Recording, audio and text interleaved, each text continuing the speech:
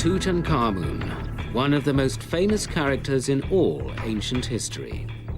The fabulous treasures of his tomb are known the world over. At first glance, Tutankhamun received the perfect burial, dispatched to the afterlife in the sumptuous style befitting a pharaoh.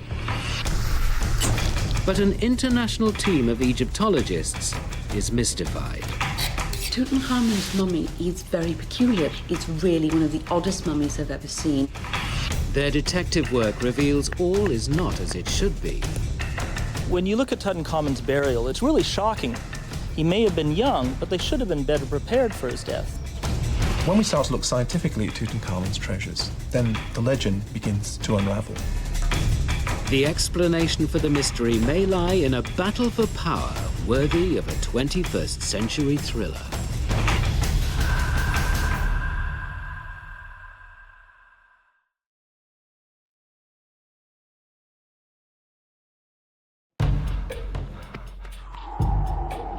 Egypt, 1323 BC. A messenger runs through the desert. He bears shocking news. The young pharaoh, Tutankhamun, is dead. This is the story of one of the most famous tombs in history, and a high-stakes race to succeed the pharaoh buried there. The ancient Egyptians took the burial of their kings very seriously.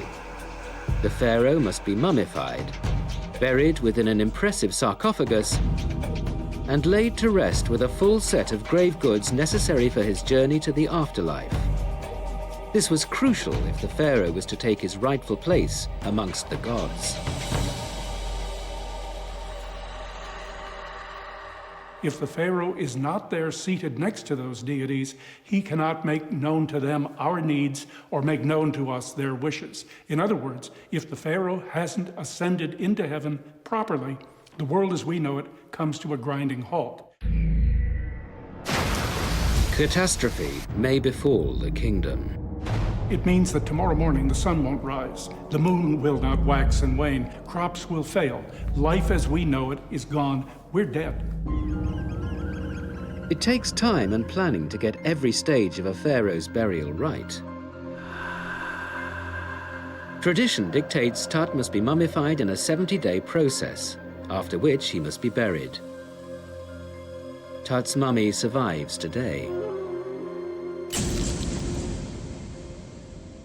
Salima Ikram is one of the world's leading experts on the mummy in ancient Egypt. Her close examination of X-rays of Tut reveals the first clues that all was not right in the burial of the boy pharaoh. Tutankhamun's mummy is very peculiar because I've looked at many other royal mummies of the 18th and 19th dynasty, and Tutankhamun's doesn't compare in any way. It looks actually like a very bad quality mummification, which is strange because all the accoutrements that he has in his grave goods are of such a high standard. So why is his mummification so bad? The ancient Egyptians mummified animals as well as humans using similar techniques. Today, she's mummifying a sheep to demonstrate what's so unusual about the mummy of King Tut. The first part of mummification is to remove the internal organs. So for a human being, you have to imagine this is a person lying down, there's a small cut that's made on the left side of the body, and it's very tiny. Now, Tutankhamun was very different from any other 18th dynasty royal mummy we have found because he had a big gash going from his navel all the way to the left side. So that was completely unprecedented. Large abdominal cuts became common in the 26th dynasty, but Tut died over 650 years earlier. First, Ikram removes the internal organs. Okay, can you hold it tight? There's the liver. There it comes. It's very firmly attached. They're very slippery.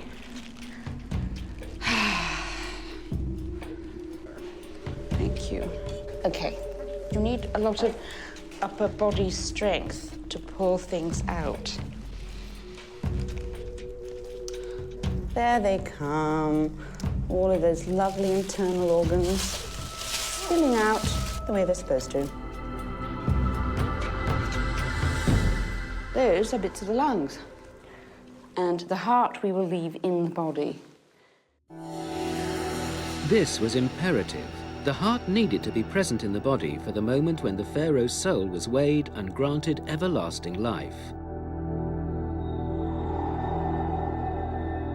A second surprise. In X-rays of Tut's mummy, there's no sign of a heart. We don't think there is a heart in the body, but of course there was so much resin-filled linen packing, it might be obscuring the heart. So either it's missing or else it's very well disguised inside the body cavity, and either way, that is very unusual for an 18th dynasty royal mummy. Once removed, Tutankhamun's viscera were embalmed, wrapped and interned in these miniature gold coffins. They were stored within this canopic chest and buried with him.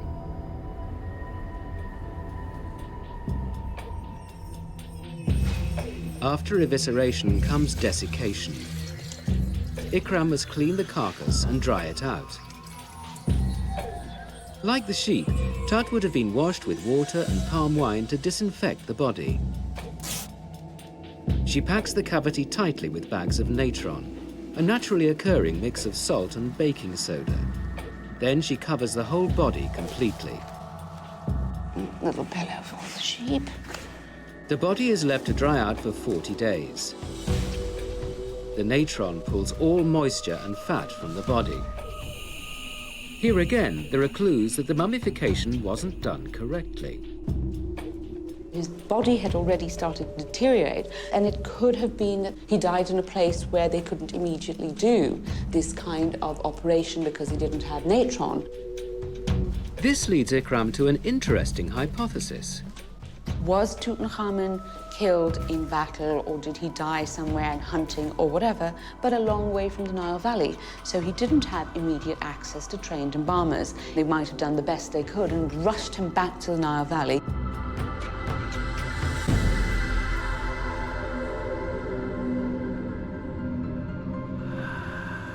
But there's another, more sinister explanation for why the early mummification might have been done so incompetently. It's possible someone was desperate to get Tutankhamun safely buried, and fast. As an expert on the politics of ancient Egypt, Peter Brand has studied the fallout from Tut's death. The death of Tutankhamun plunges Egypt into military and political crisis. First of all, they've just lost a major battle with the Hittite Empire, and then the king dies. And Tut has not produced an heir. As the countdown to the 70th day begins, a high-stakes race unfolds in the Nile Valley. The race to get Tut buried in time, and the race to seize the throne. 3 main contenders will wrestle for power. There's Tut's widow, called Anatomical. Kingship in Egypt was a largely male affair. Female pharaohs were rare, and with 2 preceding Tut, there may have been little appetite for another. Anatomical has limited political options. The only way she can continue her position is if she could somehow marry the next king. The second contender is Horemheb, the commander-in-chief of the army. Brand investigates his claim to the throne at Horemheb's unused tomb at Saqqara. His most important title as far as his military career is found right here in this wonderful little group of hieroglyphs. There's this funny little sign here that basically means overseer, and then there's a little figure of an Egyptian army soldier holding a bow in his hand, and then there's this bird here and this little hieroglyph here that is a mouth, and this spells out great overseer of the army, in other words, a kind of generalissimo, a supreme military commander of the Egyptian army. And Horemheb's power and influence extends even further. He is also given some very high honorific titles. He's called here the Great One of the Great One and the Big One of the Big Ones. He's called the Deputy of Deputies and the Inspector of Inspectors, all to emphasize that he's really the highest official under the king.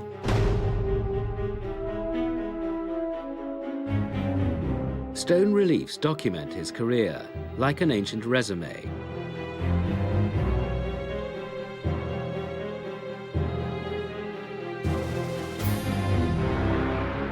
But the most important inscription here lies almost unnoticed in the back of the tomb. And it's this little group of hieroglyphs here. Because what this tells us is that he's been appointed the heir apparent to the throne. This means that he is the official heir to Tutankhamun. But Horemheb has a problem. He's out of the country on a military campaign. This leaves the succession open for a third contender, a senior court official named Ai. Now, he's no rank outsider. He's a chamberlain. Therefore, he is well connected politically. Presumably, one of his tasks is to arrange for the burial of his lord Tutankhamun, who's just died, and he could use this to perhaps strengthen his own claims to the throne. With Horemheb away, Ai must move fast. If Ai was actually trying to become king, then it would be in his interest to bury Tut as quick as possible so that he could claim the throne himself. Because in ancient Egypt, whoever buries a pharaoh becomes their heir.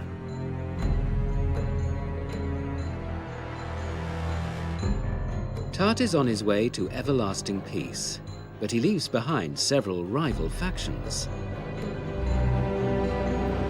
This would lead Tut's widow to make a momentous decision that would spectacularly backfire and plunge Egypt into further crisis.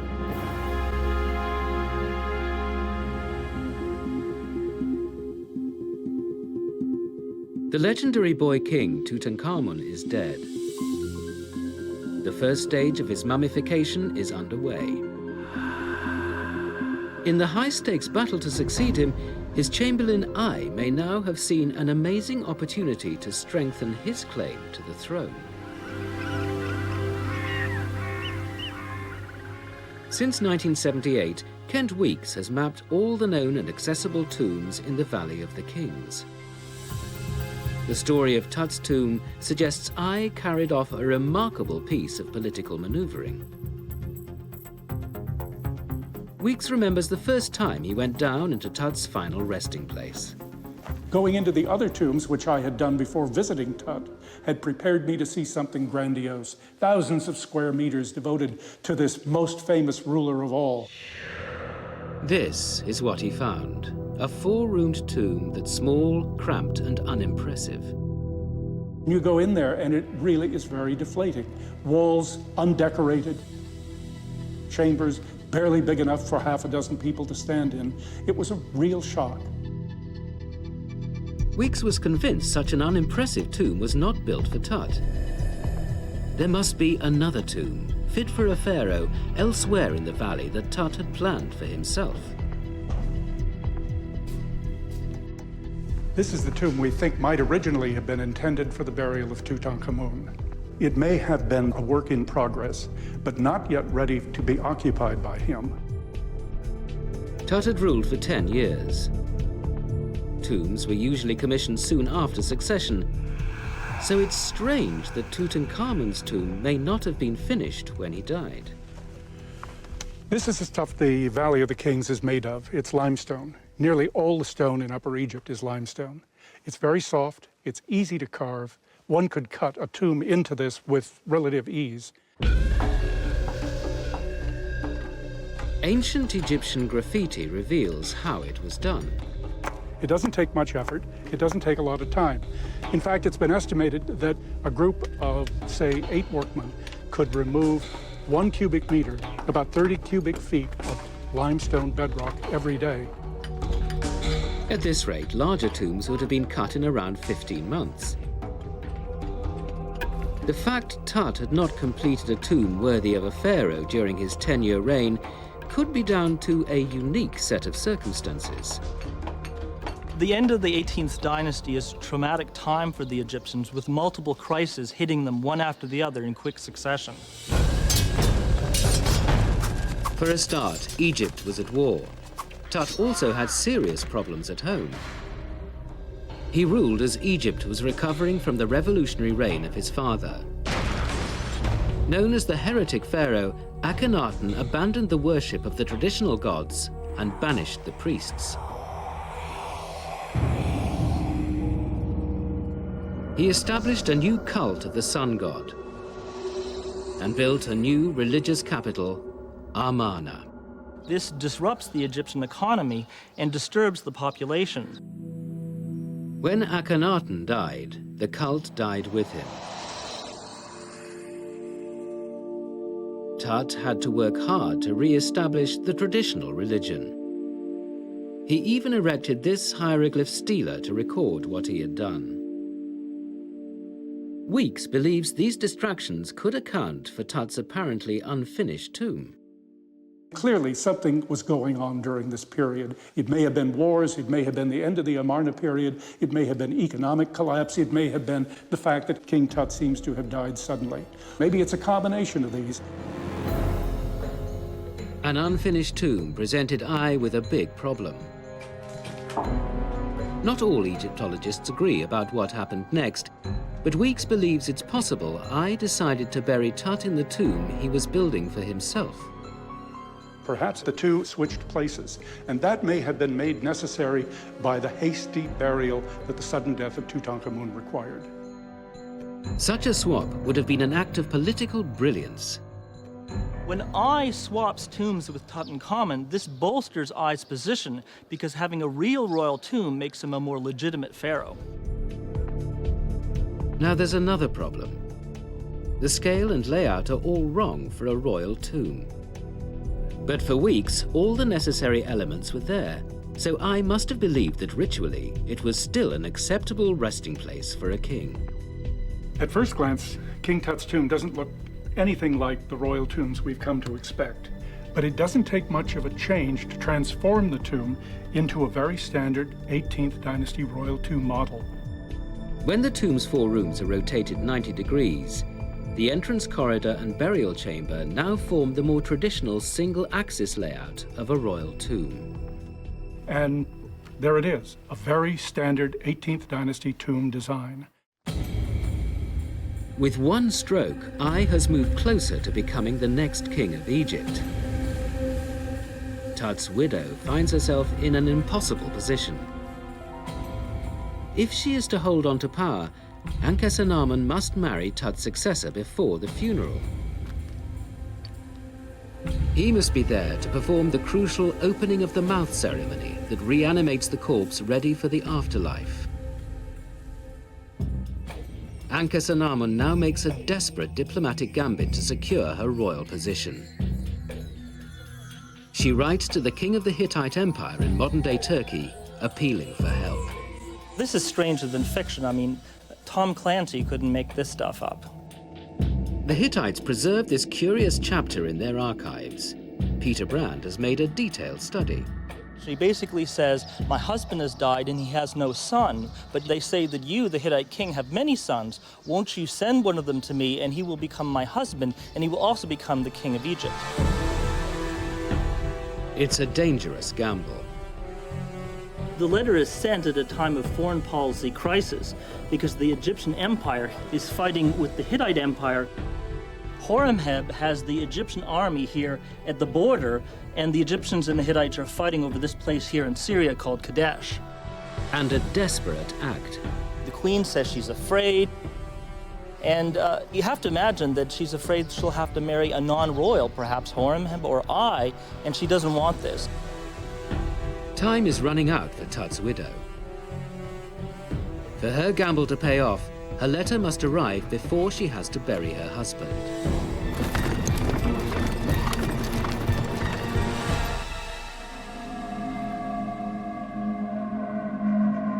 While Ankhesenamun waits for her prince, scores of craftsmen work on the several thousand items Tut will need to be buried with for his journey to the afterlife. But Ai has hit another problem. Tradition dictates that Tut's coffin be placed inside a sarcophagus, and Ai doesn't have one.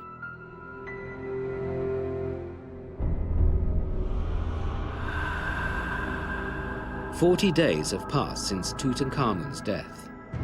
Time is running out. In another 30 days, he will be ready for burial. It takes a long time to melt. Egyptologist Salima Ikram is mummifying a sheep to demonstrate the oddities in King Tut's mummy. Like this sheep, Tut's organs have been removed and his body has dried out. Now Ikram covers the sheep in oil. Tutankhamun would have had the best quality oils, and you use the oils not just because you are doing something that is sacred, but also because it gives some flexibility back to the body. So by oiling Tutankhamun, you could position his arms in the royal pose and make sure that his arms didn't snap off. Next, Ikram seals the body with heated resins, usually frankincense and myrrh. As the body takes on a golden sheen, Pharaoh is transformed from human to divine. But once again, King Tut's mummification is unusual. The quantities of resin used are excessive. Why Tutankhamun had so much resin and oil on him is not very clear. Was it to hide a bad quality mummification? And maybe it was sort of a combination of, I am so sorry we messed up, here, have some extra resin. Or it was also to say, bits are not as they should be, so let's cover it up so no one can actually see this and criticize it. Whatever the reason, the outcome was clear. His body was effectively carbonized. I just can feel the heat going through to my hand. So it's, if they were using a lot of very hot resin, it's no wonder that Tutankhamun, in fact, became rather roasted in appearance. The ultimate act, performed within the final 30 days, is to wrap the body in linen. At last, Ikram discovers something worthy of a pharaoh.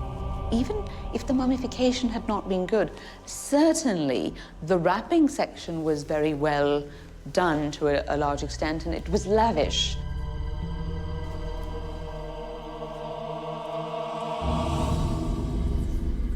The mummification of the sheep is complete. Tut's mummy will be laid to rest in a magnificent coffin of solid gold.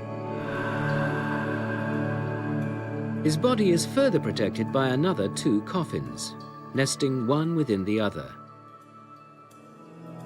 The 3 will lie within a stone sarcophagus in his second-hand tomb. By 1450 BC, royal sarcophagi were elaborate and intricately carved. Tut's is quartzite and a work of beauty. But experts Marianne Eaton-Krauss and Dennis Stocks have been examining it, and all is not as it seems. Could such an intricate work of art have been produced within the 70-day deadline? The answer may be found here, York Minster, England, the largest Gothic cathedral in Northern Europe. It takes the work of 25 stonemasons and carvers to maintain this building. Today, experimental archaeologist Dennis Stocks has set one of them a challenge. When you look at it closely, it appears naive in style, but the actual workmanship that's gone into it is absolutely superb. It's a real piece of fantastic craftsmanship. Stone carver Dave Willett has chosen to carve the face of the goddess Isis from a corner of the sarcophagus. Then he and Stocks will attempt to estimate how long it might have taken the original carvers to produce the entire box. And if you look at the subtlety of the carving, so it's pretty round the eye, and certainly on the lips, absolutely beautifully worked. Yes. Where the lips curled over at the bottom, Yeah, that would take quite a bit of work to achieve that. It would, yes. Willett normally works with limestone. The challenge is how he'll cope with quartzite, one of the hardest stones on Earth. First, he tries one of his modern steel chisels. That's it. Oh, yes. It's fairly efficient. You shift quite a bit with that. But even so... But it does wear it down pretty quick. Wear it down a little bit, Even yeah. his tongue's- Next, he tries a chisel made of bronze, a material used by the ancient Egyptians.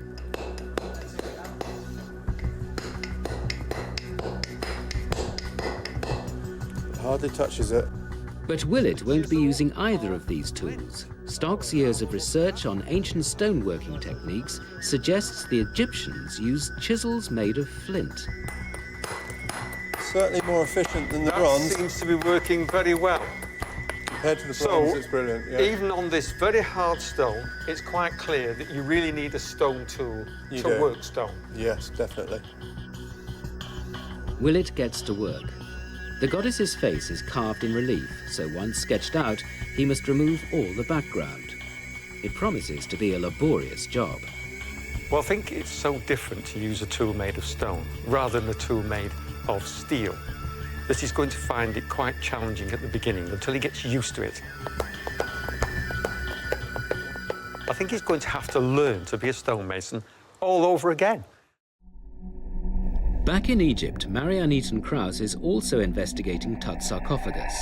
For years, she's studied photographs, puzzled by inconsistencies in the carving of the four-winged goddesses. These figures would lead her to an amazing discovery. If we start here at the head end of the sarcophagus, we can see the incredible amount of detail that has been lavished on these figures.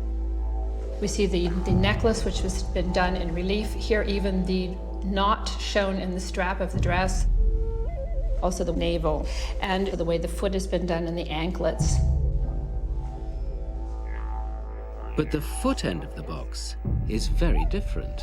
We'll see the goddess Selkit, and we will see here many of the same details, but executed only in paint. And she has no navel. Well, it's quite clear that the head end is much more finished. The foot end has only been finished in paint in a rather hurried fashion.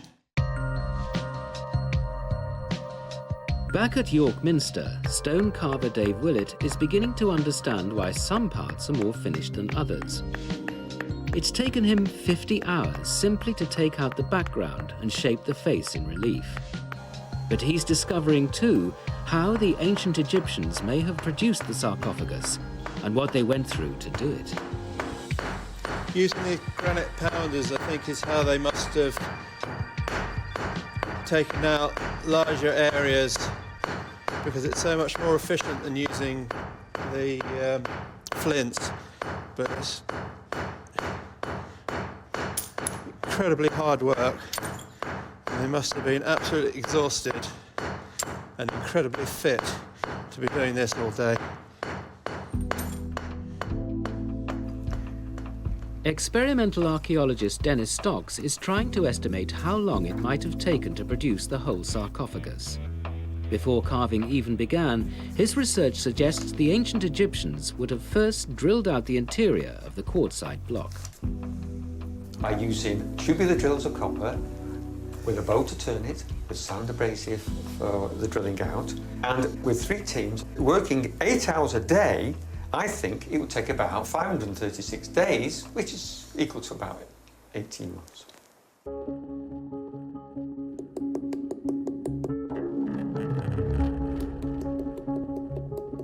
Finally, after almost 4 weeks of carving, Willett finishes the goddess. Hey! Wow! It stands right out at you, doesn't it? Well, it's a wonderful job. It really is. You know, I think it's amazing that you can produce such a level of detail with such a tiny piece of flint. It is quite incredible, really. When I first started, I thought, no way would flints be able to do this, but it certainly opened my eyes to what skill and craftsmanship they had in ancient Egypt. Using his work as a guide, Willett estimates it would have taken one man almost 6 years to carve the entire sarcophagus. But evidence suggests the box was the work of a team of craftsmen.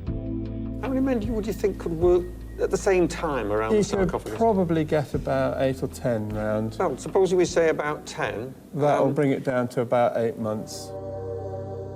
So the sarcophagus could not have been carved in the 70-day deadline. Tut would have needed to have commissioned it before he died. But Eaton-Krause's research has led her to think there could be another explanation.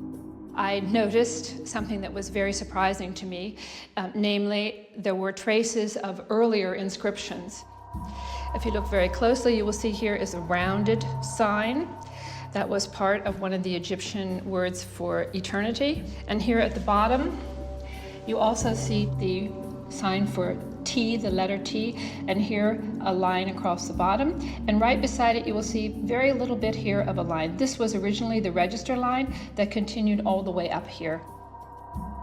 This suggests the inscriptions for Tut mask earlier hieroglyphs. And the goddess's wings prove to be even more revealing. It's quite clear that the wings are a later addition because there are traces of hieroglyphs here that were in columns that went also up to the top. The wings served a dual purpose for the stonemasons. They hid the original inscriptions, and there was less service to reinscribe. I would suggest it was a practical solution, that this decision had been taken simply because it was a time saver. Her findings bring her to a dramatic conclusion. I am convinced that the sarcophagus was not commissioned for Tutankhamun, but that it was made for one of his predecessors. Tutankhamun already had a hand-me-down tomb. If the sarcophagus was not even his, maybe the rest of his famous treasures never belonged to him at all. The end of the 70-day mourning period is fast approaching. Soon Tut will be buried. Anatomical is still awaiting news from a suspicious Hittite king. She has pinned her hopes on the arrival of a prince to claim the throne as her consort. Finally, the Hittites are convinced that the offer is genuine, and they dispatch a prince to Egypt to marry the queen. But he dies mysteriously along the way, and the whole thing blows up into a diplomatic fiasco. The Hittites blame the Egyptians for the prince's death. Ankhesenamun's gamble to secure a Hittite husband is a spectacular failure. The Hittite king orders a military attack on Egyptian territory in revenge. So instead of having a royal wedding and a peace treaty, you end up with a military fiasco, diplomatic fiasco, and poor Ankhesenamun still doesn't have a husband. In one move, she's plunged Egypt into further crisis. And what's more, unwittingly decided the race for the throne. Throughout this whole crisis, we believe that Horemheb is on the ground somewhere on the Egyptian-Hittite border here in Syria, defending the Egyptian frontier against a Hittite counterattack. And this keeps him busy and prevents him from coming home until after the funeral. Now, only Tut's chamberlain, Ai, remains. At this point, it's game over for Queen Ankhesenamun. She's not going to get a husband. But for Ai, the game may only just be beginning.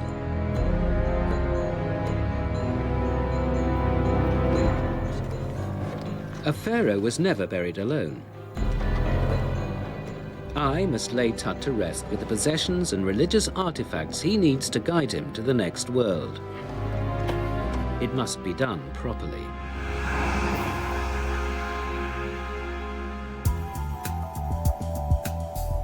Yet research 4,000 kilometers away suggests that these preparations too were a curious affair. Here at the Griffith Institute in Oxford, England, Egyptologist Nicholas Reeves examines the original photographs of Tut's treasures as Howard Carter found them in 1922. Reeves wants to find out how many of the treasures, like the sarcophagus, have been recycled. I thought I knew the tomb of Tutankhamun very well, but as I kept looking again and again at the detail of it, I started to see it in a completely different light. Reeves examines the many pieces of jewellery found in the tomb. He discovers that Tut's name, inscribed in oval cartouches, appears to replace another, and the accompanying titles are not his either. These first two hieroglyphs are the epithet Heka Nefer, good ruler. Heka Nefer. It never seems to be an epithet which is used by Tutankhamun himself. The epithets are those of other people, of Akhenaten, in fact. Akhenaten, Tut's father and infamous heretic. He abandoned the worship of the traditional gods in favor of one, crushing the power of the priests. The conclusion that one reaches is that a lot of this jewellery was made for someone else and only later inscribed at the time of Tutankhamun's burial. Reeves examines Tut's most iconic treasures. Tutankhamun's outer coffin has an odd detail.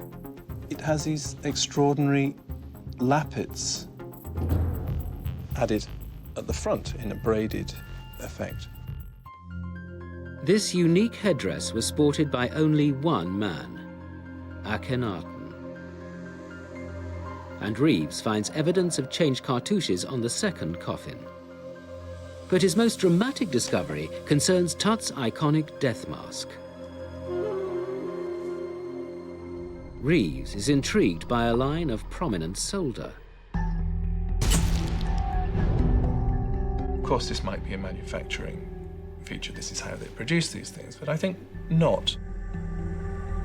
Then he examines what the mask is made of. The inlays of the wig are of blue glass, but the inlays of the mask are of lapis lazuli. This suggests to me an alteration, an updating of the mask. This leads him to an astonishing conclusion. I think we can be fairly sure that this is the face of Tutankhamun. However, having said that, I don't think that the mask itself was made for Tutankhamun.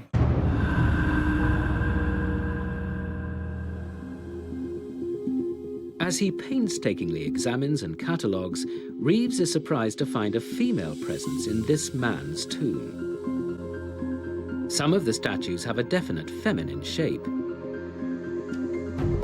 And these stone stoppers, finely carved in the form of a pharaoh's head, also have a female quality to them. They sit atop miniature gold coffins holding Tut's embalmed internal organs.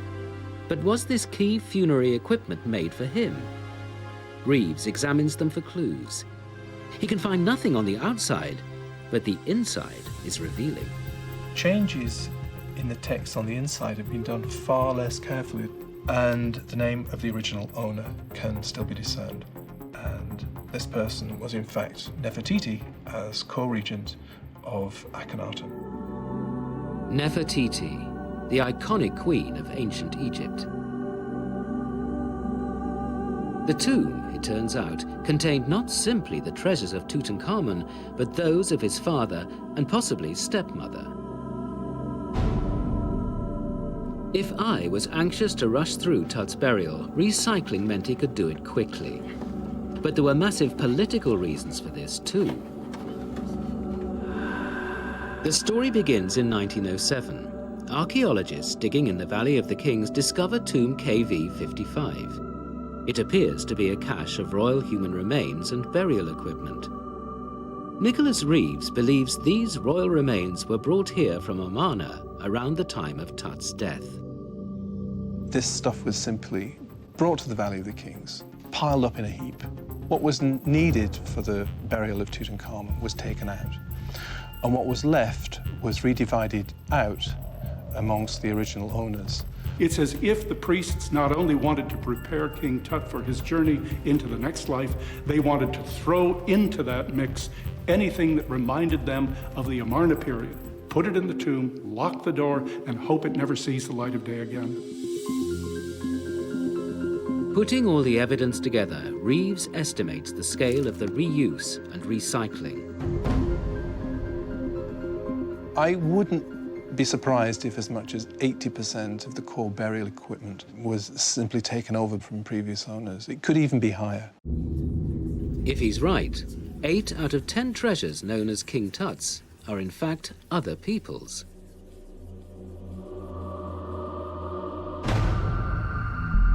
The Egyptian Museum, Cairo. Here, standing in line, are the 4 famous gilded shrines from the tomb. This one is the size of a large SUV. They fascinated Egyptologist Zehi Hawass for years. The shrines are the most amazing artifacts found in the tomb. They protected the mummy. The king is resting in peace. The shrines are part of the magical machinery needed to send Tut on his journey to the afterlife. But yet again, things are not as they should be. Tut's mummy inside its nest of 3 coffins had been placed inside his second-hand stone sarcophagus. Workmen then assembled the first of the 4 shrines around it. They built another 3, fitting one within the other like a giant set of Russian dolls. Made up of 51 pieces, they're decorated with funerary texts and gods. Before the outer shrine, a linen cloth covers a pall frame. Their size would have been a real challenge to the workers. The cramped confines of the underground burial chamber meant when constructed there was no more than a metre to spare on each side. And their only guidance was small hieroglyphs, clearly visible on the second shrine. The signs are in black. It shows how this piece belonged to this part and how this piece belonged to this part. Then the workman will be able to reconstruct the shrine beautifully. Look at this sign and this sign. Again, this sign and this sign. That shows how the workman reconstructed that. It's a monumental task, with some pieces weighing as much as half a ton. Then we can imagine how the workman did all this work inside a very narrow room. That now, when I enter inside the burial chamber, I always think how those people, more than 3,000 years ago, were dedicated to do a marvelous work because they want to be sure that the golden boy has to go with his throne to be a god. The shrines are such a snug fit, it suggests they were made to fit the dimensions of Tut's sarcophagus and burial chamber. But some of the panels feature the sun disk associated with Tut's father, Akhenaten. Back in Oxford, England, Nicholas Reeves reaches his own conclusion. As with everything else, when you start looking closely at the shrines, you discover, here again, everything is not as it should be. Some of the cartouches bearing Tut's name appear to have been changed.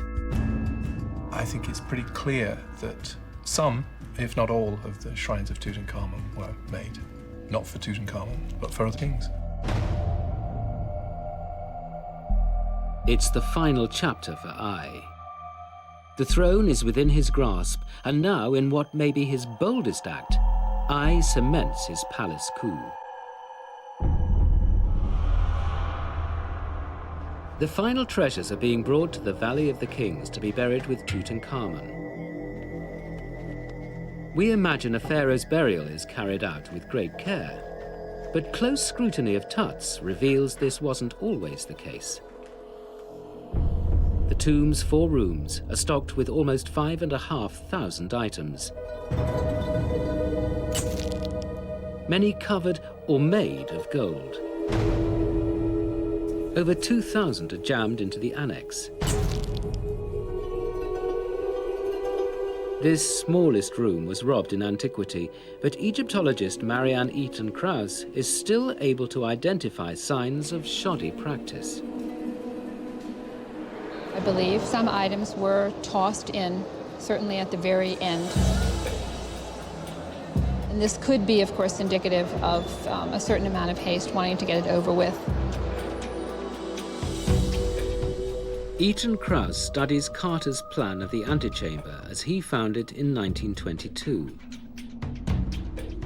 This room does appear to have been stocked properly and with care, but she finds evidence of a broken stool hidden amongst the burial goods that suggests wrongdoing.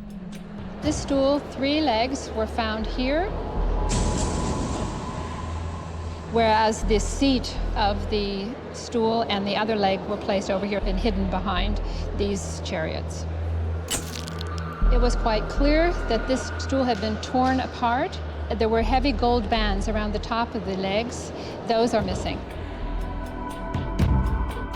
She believes the temptation to pilfer would have been great as items were passed into the tomb along a human chain.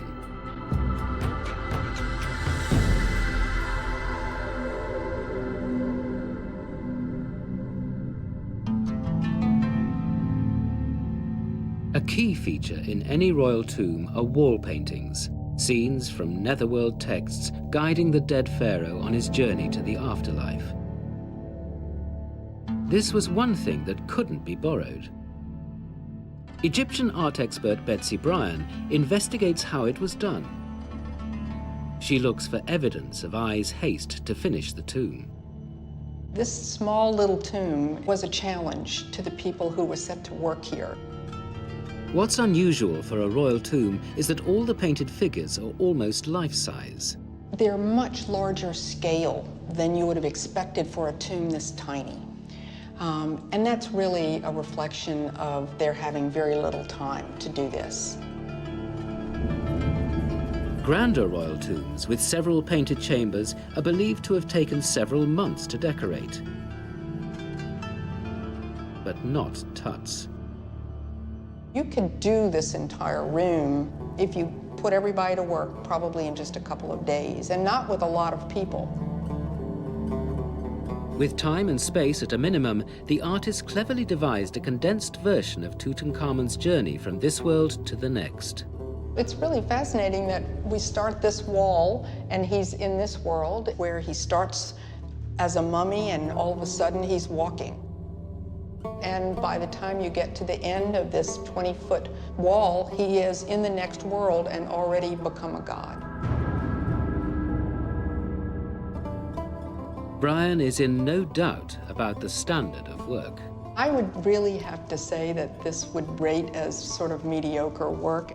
It's a little on the sloppy side, to say the least. But one scene stands out to set this tomb apart from any other. In a final, definitive move, one man has seized the throne. The conclusion to this story, forever recorded on the wall of Tut's second-hand tomb. Here what we have is the opening of the mouth ceremony being done by the successor of Tutankhamun, and this is totally unknown, particularly in a royal tomb, and clearly is being done for that successor to make a statement of claim to the throne. There can be no doubt as to the identity of the figure. The cartouche above reveals his name. It is Ai. Ai has overcome his opponents and made himself pharaoh. There's no question that this is a legitimation statement. This is a way of saying, I am the legal heir, in a way that he could make it as big and splashy as possible. At last, Tut's tomb is finished. The boy king is triumphantly sent on his way to the afterlife. Pharaoh Ai, victor in the race to succeed Tutankhamun, reigned until his death 4 years later. He was buried in the tomb Tut had most likely built for himself. Horemheb finally got the power he was due, becoming pharaoh on Ai's death. Perhaps in a bid to boost his own legitimacy, he systematically destroys almost every trace of Ai and Tutankhamun. And what of his widow, Ankhesenamun? There's some evidence to suggest she married Ai, but she then vanishes from history. I think the whole story of the Tutankhamun succession shows that politics is the ultimate game, and people play for keeps, especially back then. Tutankhamun was not one of Egypt's greatest pharaohs. We're so familiar with him today only because his tomb survived 30 centuries virtually untouched. 21st century detective work has revealed his burial was a rush job. Reuse and recycling became the order of the day as powerful people competed to claim his vacant throne. Their detective work into this most famous tomb has uncovered something else too. A tantalizing insight into the splendor that was ancient Egypt. If these are the treasures of an insignificant king, what would the tomb, the intact tomb, of a really important king have been like? One can only imagine.